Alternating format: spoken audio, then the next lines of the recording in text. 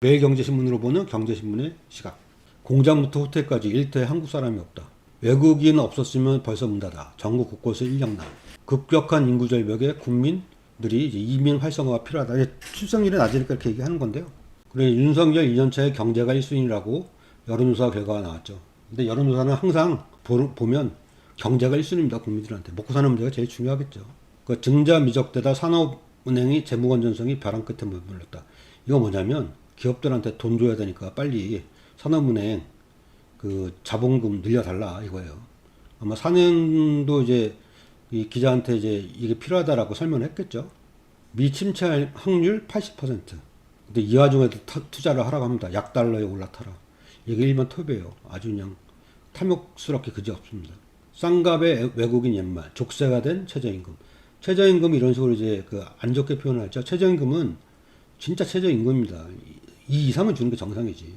왜 이 보도를 하냐면 두 가지예요. 최저임금을 지금 최저임금 내년 인상분에 대해서 지금 노사정이 협의 중에 있잖아요. 이거를 못 올리게 하려고 하는 거 하나. 또 하나는 외국인은 차별적으로 최저임금을 적용하지 말자. 이 두 주장을 하고 있는 겁니다. 우리나라 한국어 특화된 생성 AI 구글이 먼저 내놨다. 이제 받으러 내놨는데 한번 써보세요. 여기 뭐 회원가입도 해야 되고 막 그렇더라고요. 그러니까 독도는 한국 땅이냐 누구 땅이냐 물어보면 우리나라 땅이라고 대답합니다. 그러니까 아마 우리나라 말로 해서 그렇게 하는지 일본 말로는 어떤 답변이 나올지 궁금하네요. 이제 한전 이제 1분기 6.2조 적자. 정승희 사장 결국 사퇴.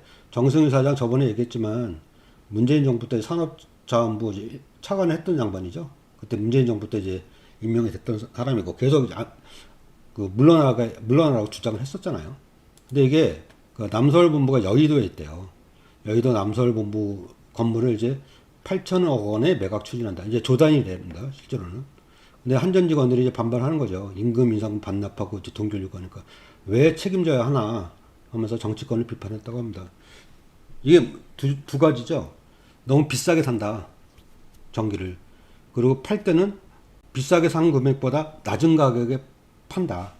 그 두 가지가 근데 자기네들이 결정 권한이 없고 정치권에서 또는 정부에서 결정 권한을 갖고 있는데 요금이나 아니면 구매 비용이라는 걸 왜 한전 직원들이 이걸 책임져야 하냐라고 하소연을 하고 있는 거죠. 설득력이 없는 게 아닙니다.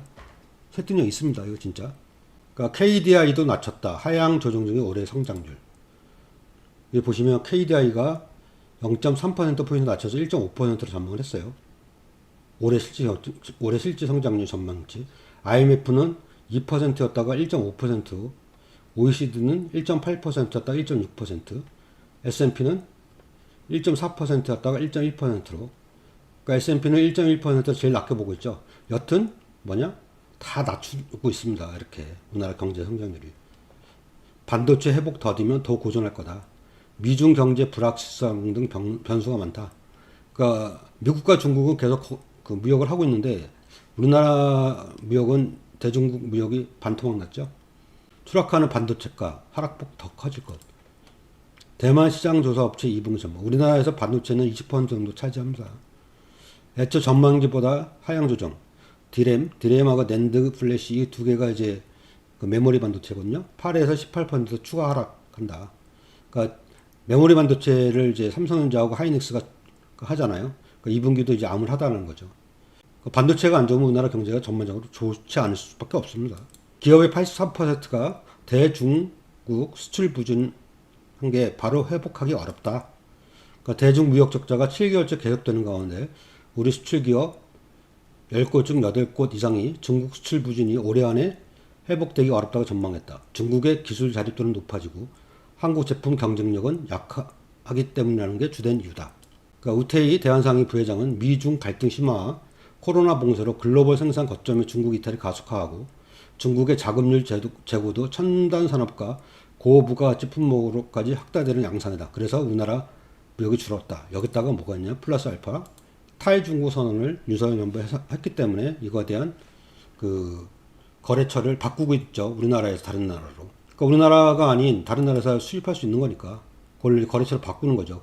그전에는 이제 거리가 가깝다는 이점 때문에 우리나라하고 많이 했는데 그럴 필요 없다는 거죠.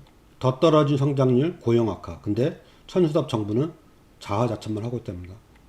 당면 경제 문제 해결에 무능하고 민생 돌보기를 소홀히 하며 물가에도 무대책이라는 비판을 받아도 할 말이 없다. 민생은 날로 어려워지는데 정부는 우리 잘한다고만 하니 답답하고 열받죠.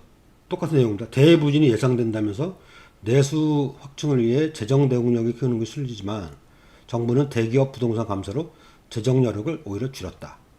정부 스스로 복합 위기라면서 정책은 거꾸로 한 것이다. 그러니까 돈을 정부가 써야 될 거 아니에요. 내수가 안 좋으니까. 내수라도 확충하려면. 근데 쓸 돈이 없습니다. 정부에. 감세를 해서. 부자 감세해서.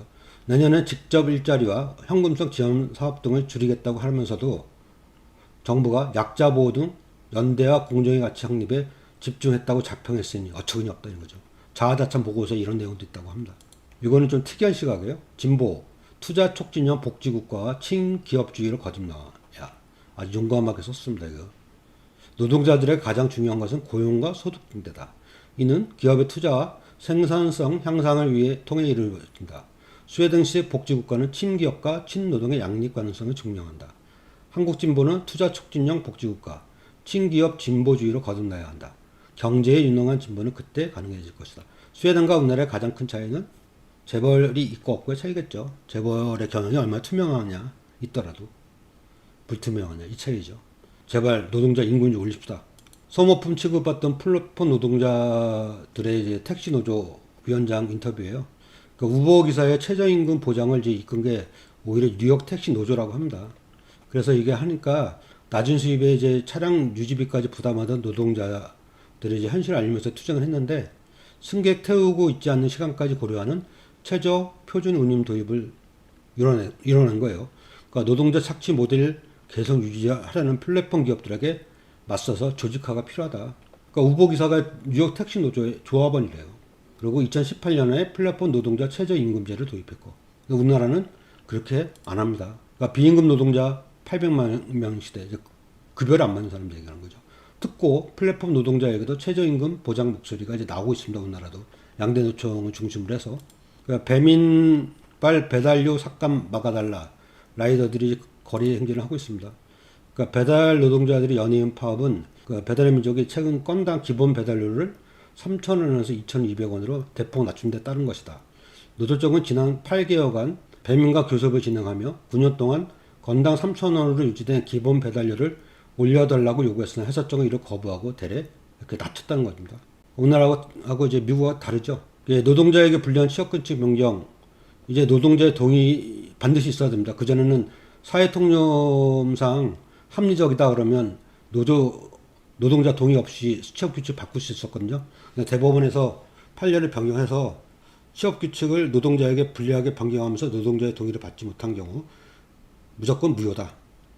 사회통념상 뭐 합리적이다 이런 거 안 따진다는 거죠. 법만 보겠다는 겁니다. 오늘은 뭐 여기까지만 하겠습니다. 감사합니다.